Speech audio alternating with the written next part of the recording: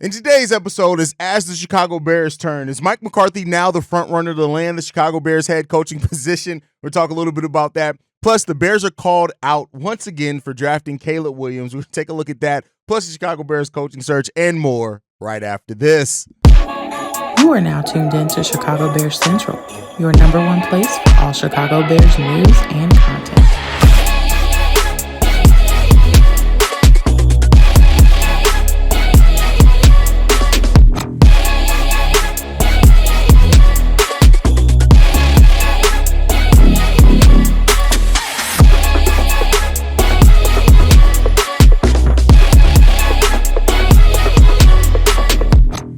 What's going on, Bears fans? Welcome to another episode of Chicago Bears Central, your number one spot for everything Chicago Bears related. I'm the host here, Hayes, but more importantly, you guys can follow the channel at Chicago Bears Central at gmail.com.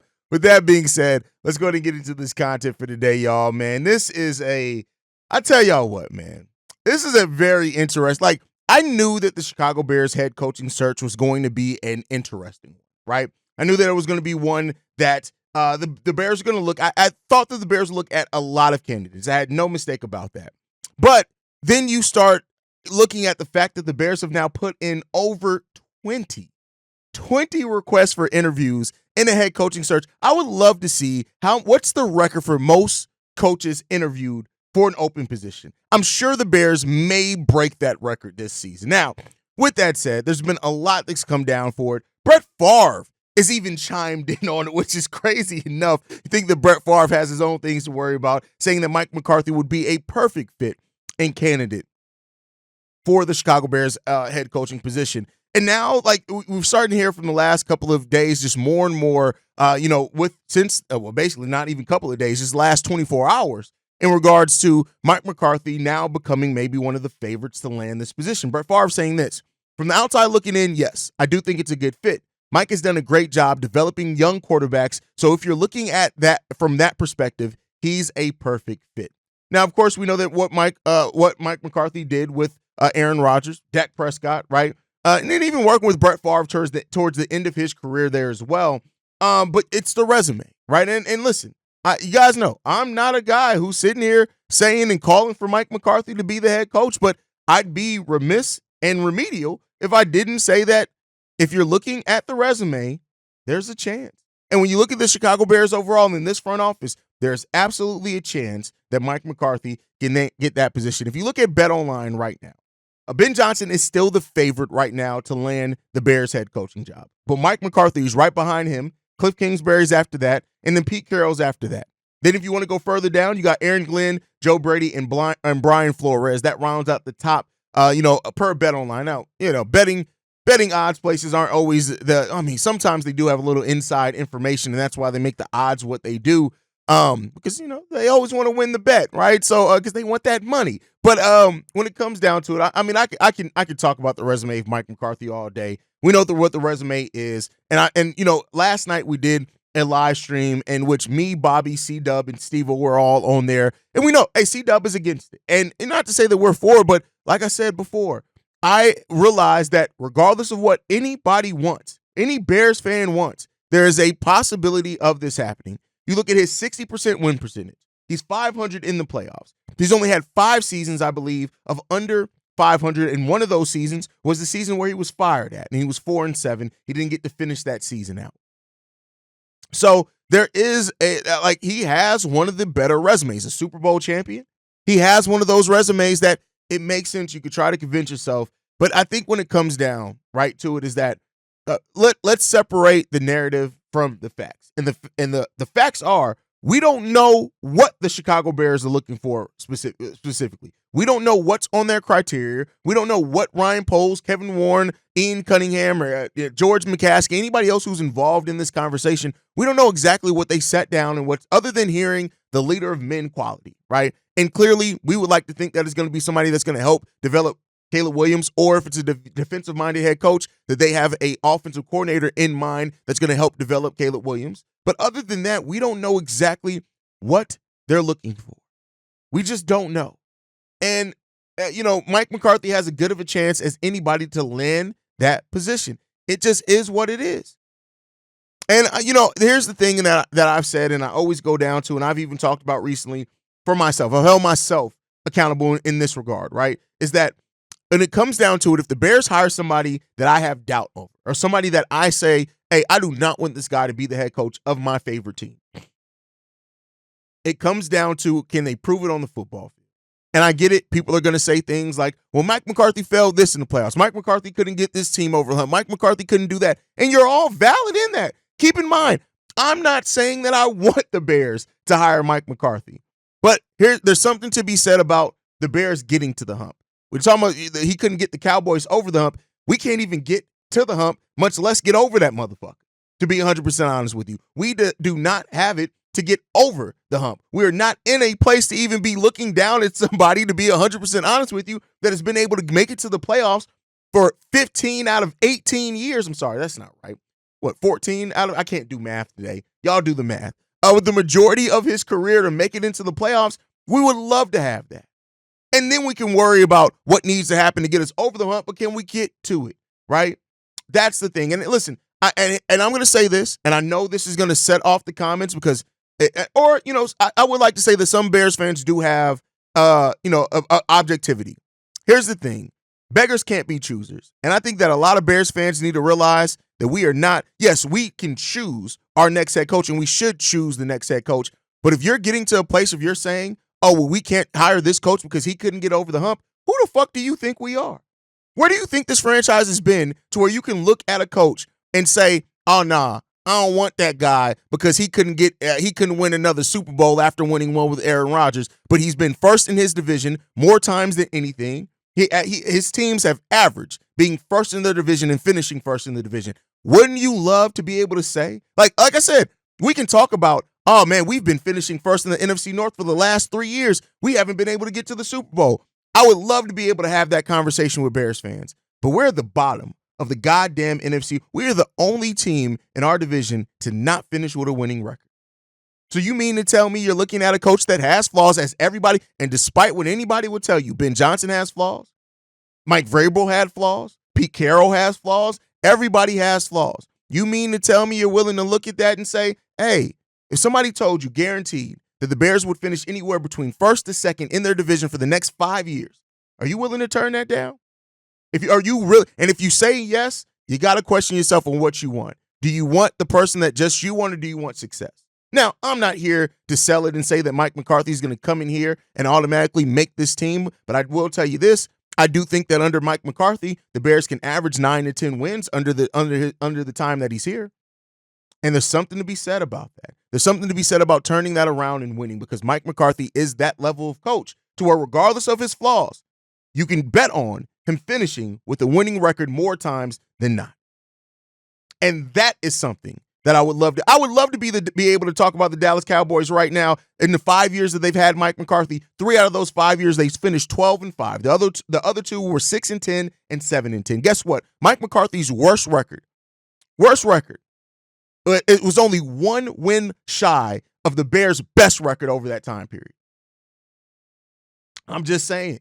And then if you go in the last 3 years under, and again, not to say that everything should be comparative to Matt Eberflus because he was an idiot, but at the same time, you got to look at it. It's business. And in this business, I'm telling you that Mike McCarthy and his agent could sell the Chicago Bears on what his vision is for this team. And we just got to hope that, and as well, I think Mike McCarthy is the type of coach as well that will come in and he's going to hold the front office accountable to going out there and making the moves that they need to make to keep this team or to make this team a winning team. Now, again, he's not my favorite candidate. I still would rather Ben Johnson come here. I still would. And I even still a little bit Brian Flores. Right now, I know that's not a popular pick either. But it just comes down to Mike McCarthy when it comes down to the resume. Him and Pete Carroll have the best resumes right now of all the candidates that we've heard have either interviewed or have scheduled interviews for the Chicago Bears. Resumes as head coaches. Just does. It's just the reality of the situation. Now, the Bears have plenty of time to still go through this and make their decision, because if it is Ben Johnson as their favorite candidate, probably looking at mid-February before we're able to sit down in a face-to-face interview with him. Now, is a coach like Mike McCarthy going to wait that long? We'll see. We'll see, because there is that question and aspect of it as well. But like I said, removing my personal feelings. And that's what this is. I am not trying to sell you guys on Mike McCarthy because I have my own doubts. But I am trying to take an objective angle and look at Mike McCarthy's resume and where the Bears are as well. It just is what it is.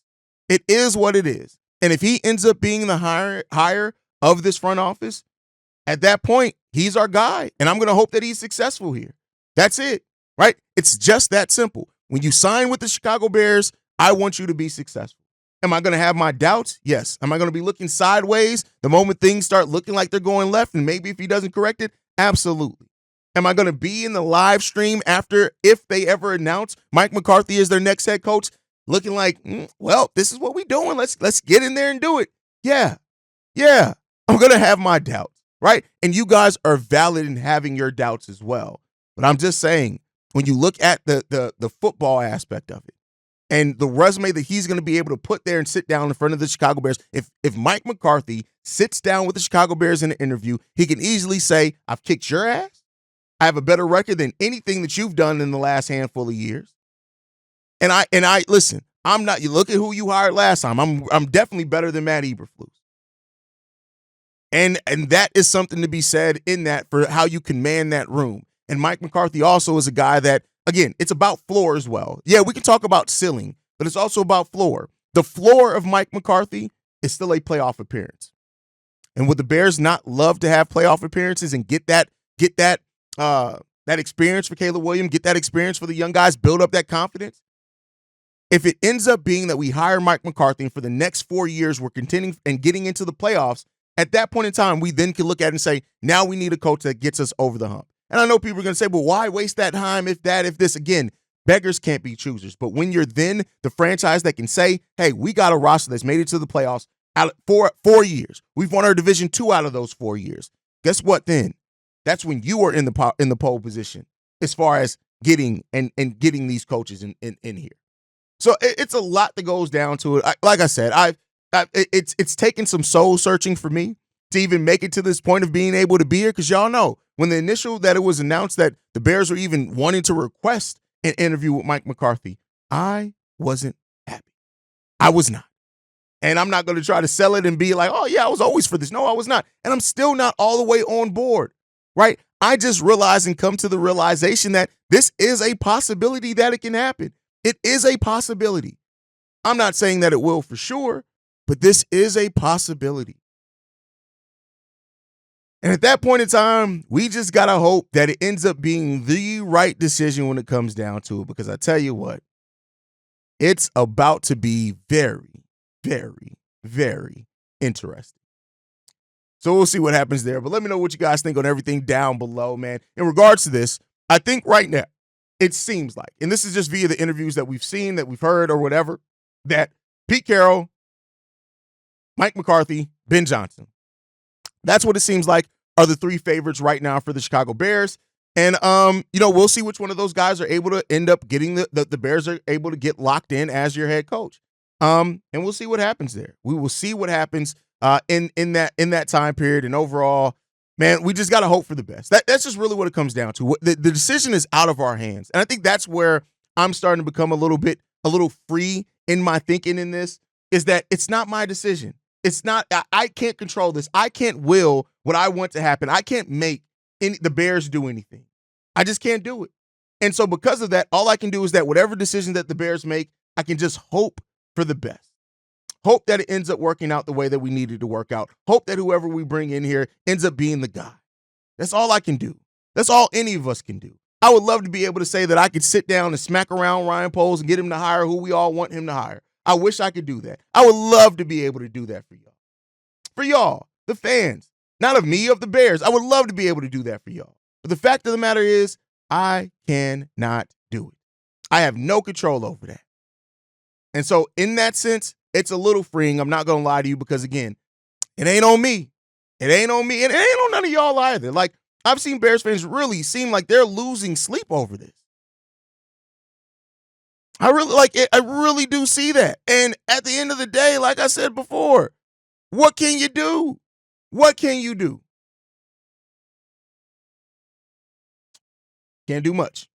But with that said as well, man, Moving on from that, we know that Ian Cunningham as well has interviewed or has a second interview scheduled for the Tennessee Titans GM position.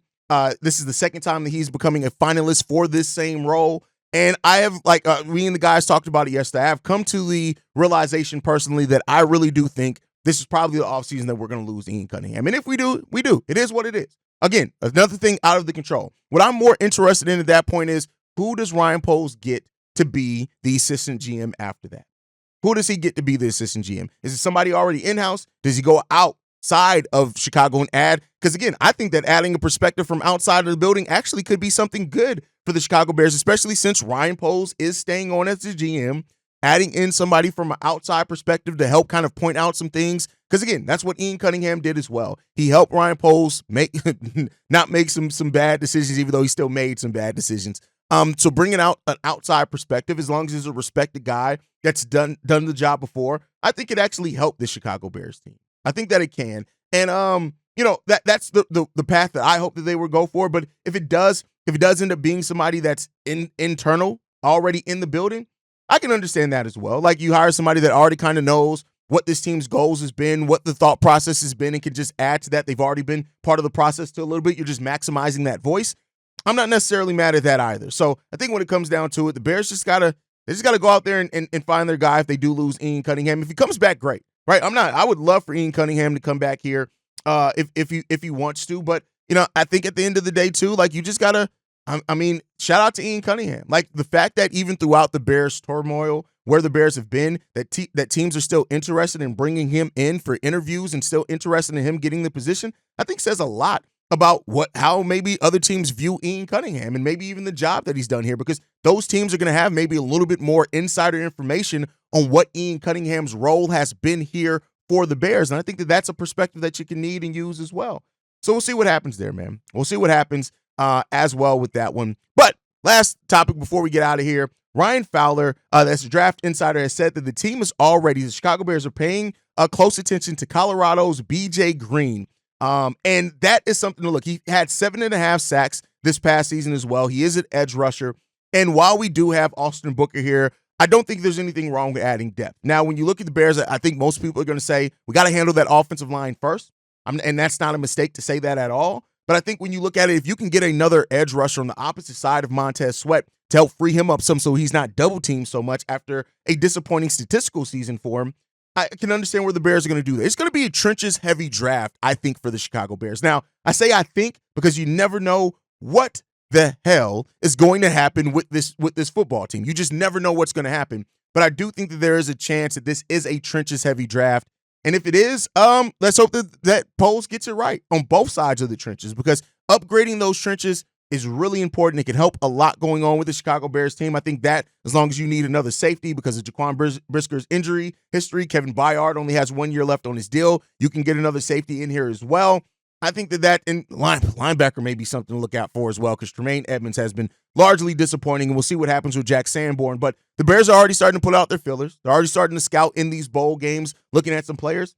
And that shouldn't be a surprise to anyone. No matter how down you are on the Chicago Bears, that shouldn't be a surprise, because, listen, the Chicago Bears, they need to do their work in the draft, because that's where we can hopefully start increasing at. So let me know what you guys think on that down below. Now, with that said, we do got one voicemail I want to get into. This voicemail, this one's from 7. Peace and blessings. What's good? It's your boy 7. Inglewood's on right now. Your zone. And, I was just checking on this coaching thing again. I wanted to ask y'all, like, why do you think it is that we've had so many first-time head coaches? That's what I really wanted to get at. Like, why is it that we've had, like, is that part of the Bears, like, secretively, do you think that's part of the Bears business model? You know what I'm saying? To bring in no-name coaches, and I wouldn't say no-name, but first-time coaches, so that way they don't have to pay them market price. You know what I'm saying? So they'll get a John Fox in here who's collecting the check, you know what I'm saying, on his way out, because that's going to be his last coaching gig. But everybody else is like, well, their first time in, they don't really know what to expect. So Bears can undercut them or lowball them on the price. I mean, that's all I can think of when it came to Trestman coming in here. And then I look back and I saw that they've had like several CFL coaches, first-time head coaches who coached in the CFL. Why do the Bears think they can find any diamonds in the rough in the CFL? Ain't nobody trying to go to the CFL. They trying to come here. What does he do? What are they even doing? Like, they may as well be looking at Pop Warner teams or something like that to find out who's good at Madden. But hey, that one kid who won the Madden tournament, let him be our coach. I mean, at this point, because they got a field of 20 freaking candidates. 20 candidates? Why do we need so many? You know what I'm saying? Anyway, so I just wanted to know your thoughts on that. Why do they keep bringing in so many first-time head coaches who have never had any experience and hope that they can strike gold again with the likes of a Mike Ditka or a Lovie Smith? You know what I'm saying? Which they haven't. But I just want to know your thoughts on that. And, again, Chi-Town up, but grin and bear it. Seven, you asked a great question, and the question I think a lot of Chicago Bears fans ask. Myself, when I looked at it and I saw how many first-time head coaches the Chicago Bears hired, it was like, wow. And I think you ask why. I think it's a couple of things. I do think for a large part of the Bears' history, they have just wanted yes men. They've wanted guys that have come in and has been able to toe the company line. I think that that's the case. I also think that you look at the Bears' success, they have had some successes with first-time head coaches, so I think there's that. I also think cheapness plays a part into it, if I'm being 100% honest, as far as what you have to pay veteran head coaches. But I think overall it just comes down to the Bears think that they can get the next great guy, or they think that they can get a guy that's just good enough to get it done. And that's been the unfortunate part of this, because we've seen around the league how the right coach can elevate a roster. And I think the Bears haven't always valued how a good coach, even if you don't have the best roster, how much it can really elevate a roster. I think the Bears have missed that a lot over their history. And I think that plays a huge role in why we have so many first-time head coaches in the Bears' history. It just is. And it's just the reality of the situation that, you know, the ownership, especially when the ownership was the one that was running so much between them and Phillips, like, I think that they just really thought, hey, we can get a guy, they can do a good enough job. And I also think it comes down to this, is that the Bears have ridden the 85 Bears so often, that the tone that set, the legacy of that team, they haven't really thought about what it takes to set a new legacy. I don't think that they've really, really thought about that over the course of it. And that's what we hope, that the change of Kevin Warren, a new actual CEO, Ryan Poles, bro, that's what we hoped was going to change, with having new guys that come from outside the organization. But as of right now, we haven't seen that. Now, what this coaching search ends up at, I think will tell us some things differently, but I think it just comes down to those things that I mentioned. Thinking you're the smartest person in the room, cheapness, not really understanding how coaching can really elevate a situation. I think that I think that's just what it comes down to, in my personal opinion. It really is crazy. That's such a part of the Bears' history that I don't think enough people talk about. But thank you for that voicemail, 7, man. That's it for today. Thank you for making sure you guys thank you for tuning in. Make sure you guys are following the show at Chi Bears Central. You can send us any feedback, questions, comments, concerns, ChicagoBearsCentral@gmail.com. Lastly, if you want to leave a text message and our voicemail for the mailbag, the number to do so, 773-270-2799. It's the wrong number, 2702. I'm off today. I have a terrible mind grade today. I apologize. Thank you guys for toughing this one out with me. 773-242-9336. We're the number one spot for everything Chicago Bears related. Chi-Town up, bear down, y'all. Peace. This has been a presentation of the Break Media.